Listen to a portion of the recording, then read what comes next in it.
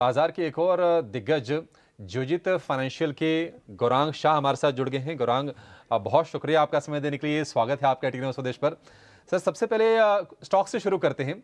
कल्याण jewellers के business update आए हैं और Q1 के पहले जो 40 दिन रहे हैं, इन्होंने कहा है कि डबल डिजिट की ग्रोथ रही है, यानी कि 10% से ज्यादा की। कल्याण ज्वेलर्स कैसा लग रहा है आपको स्टॉक सर? ये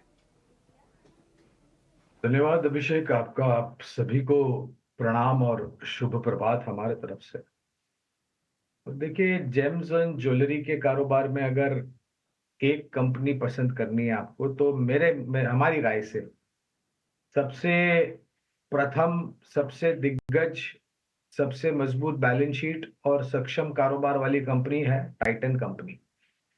और यहाँ पर काफी लंबे समय से हमने खरीदारी की राय दी है अभिषेक। कल्याण ज्वेलर्स पर कवरेज नहीं है, शायद आईपीओ जब आया था तभी आईपीओ में हमने कवायद की होगी निवेश करने के लिए, लेकिन उसका भी स्पष्टीकरण है नहीं मेरे पास।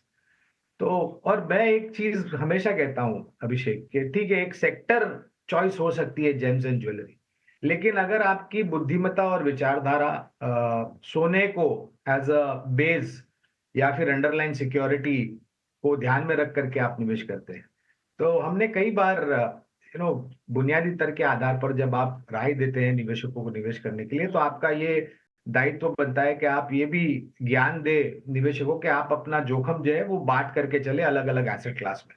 तो अगर आपकी सोच, विचारधारा, बुद्धिमत्ता सोने को अंडरलाइन सिक्योरिटी बना करके है, तो मेरे ख्याल से गोल्ड लोन कंपनीज या फिर ज्वेम्स एंड ज्वेलरीज कंपनी को छोड़ करके आप सीधे सीधे गोल्ड ईटीएफ्स या गोल्ड सॉवरेन बॉन्ड्स में निवेश कीजिए, जिससे आपका डाइवर्सिफिकेशन आ जाएगा और एसेट भी आ जाएगा अंडर सिक्योरिटी।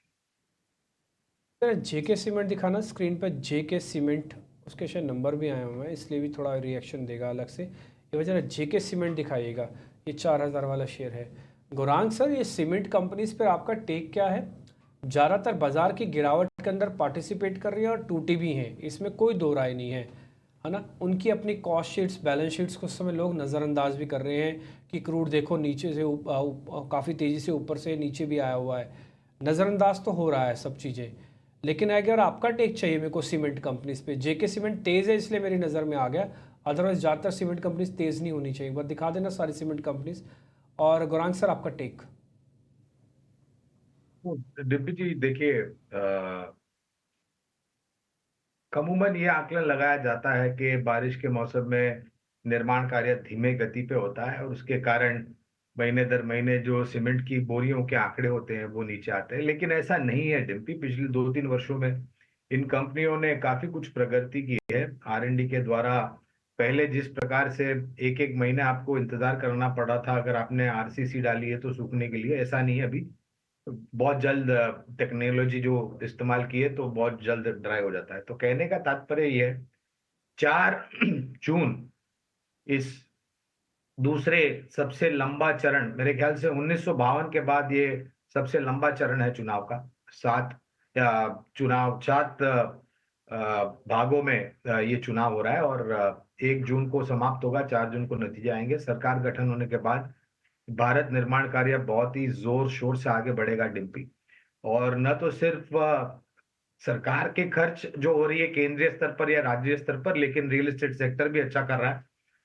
और जहां तक हमारी जानकारी है, रियल एस्टेट सेक्टर दूसरे सबसे बड़ा क्षेत्र है जो सबसे ज्यादा सीमेंट की खपत होती है। निजी कंपनियां विस्तार योजनाएं करेगी, वहां भी सीमेंट का। एसीसी, अल्ट्राटेक, अंबुजा, ग्रासिम ये दिग्गज नाम है। मझौली कंपनियों में Dalmia Bharat, JK Lakshmi cement, Ramco cement, Birla corp, India cement जैसी कंपनियां हैं जो खरीदारी की सूची में है। अब एक बार आपसे जितने भी पीएसयू बैंकिंग के नतीजे आ रहे हैं उस पे चर्चा करना चाहेंगे। हालांकि नतीजे बहुत ज़्यादा निराश तो नहीं कर रहे हैं, स्लिपेजेस बीओबी के बढ़ते हुए नज़र आए, पर एसबीआई के नंबर्स तो अच्छे देखने को मिले, पर मार्केट्स कहीं ना कहीं उनको रिवॉर्ड नहीं कर रहा है। क्या इलेक्शन से पहले थोड़ा सा जो इन्वेस्टर का इंटरेस्ट है ये पीएसयू बैंकिंग नेम्स में, अगर छोटी अवधि का नज़रिया रखें, तो क्या वो पीछे हाथ खींच रहा है? और या फिर क्या आपको लगता है कि ये अच्छे मौके हैं जहां पे अपना एक्सपोजर बढ़ाना चाहिए? देखिए सृष्टि, आज है 13 मई और मेरे ख्याल से अगर छोटी मध्यम अवधि में आपको बाजार परेशान कर रहा है, तो जैसे अभी डिम्पी भी बता रहे थे 20 पर आ गया इंडिया विक्स 25 तक जा सकता है, इसमें कोई दो राय नहीं है। तो अगर बाजार आपको आने वाले कुछ 25 दिन के लिए अगर परेशान कर रहा है, तो मेरी एक नम्र विनंती होगी छोटे या मध्यम अवधि के जो कारोबारी है कि आप दूर हट जाए बाजार से। निर्णायक तरीके से ये एक के बाद एक जो चरण खत्म हो जाएंगे।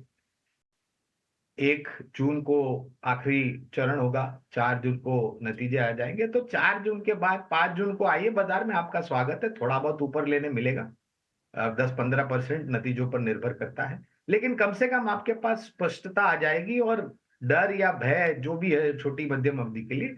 और कभी-कभी ऐसा भी होता है कि आप बाजार में कुछ ना करें तो भी अच्छा होता है। जहां तक आपका प्रश्न है, मेरे ख्याल से सृष्टि सरकारी बैंकों में जिस तरीके से नतीजे आ रहे हैं, state bank of India, bank of Baroda, Canara bank, PNB जैसी 4 या 5 बैंक है जो हम खरीदारी की राय दे रहे हैं। और वित्तीय क्षेत्र में इतने हद तक भी जाऊंगा सृष्टि के, आपके पोर्टफोलियो का एक बहुत ही महत्व अंग होना चाहिए वित्तीय क्षेत्र, जहां पर निजी क्षेत्र की बैंक्स, सरकारी बैंक्स और मजबूत एनबीएफसी होनी चाहिए। ये बाजार परेशान करेगा जो, और खास करके जो सोशल मीडिया पे इलेक्शन को लेकर के अनौपचारिक स्तर पर जो ये महाविश्वविद्यालय है, व्हाट्सएप और यूट्यूब और एक्स वाई जेड, ट्विटर वगैरह, इंस्टा वगैरह, बहुत सारी अफवाहें यहाँ पर आ रही है, खबरें, जिसके कारण असमंजस स्थिति बनी हुई है। और उसके आधार पर पॉलिटिकल राजनीतिक पार्टियां और लीडर्स टिप्पणी भी कर रहे हैं। तो ये बाजार आपको बहुत परेशान करेगा, और खास करके जैसे जैसे हम चुनाव के आखिरी चरण तक जाएंगे और चुनाव के नतीजे नहीं आ जाते तब तक। ठीक है, तो यहाँ पे थोड़े वॉलेटाइल ज़रूर रह सकते हैं, पर इस बीच अगर हम देखें तो एसबीआई आपकी डे लो पे आता हुआ दिख रहा है। बैंक ऑफ बड़ौदा भी ब्रोकरेजेस की तरफ से एक थम्स अप ज़रूर आया था, पर अपने आप को होल्ड नहीं कर रहा है। इसके अलावा पीएनबी और यूनियन बैंक जैसे काउंटर्स भी आपको डे लो पे ट्रेड करते हुए दिख रहे हैं, और इसी का असर आप निफ्टी बैंक पे भी देखें, 300 अंकों की गिरावट आपको निफ्टी बैंक में दिख रही है।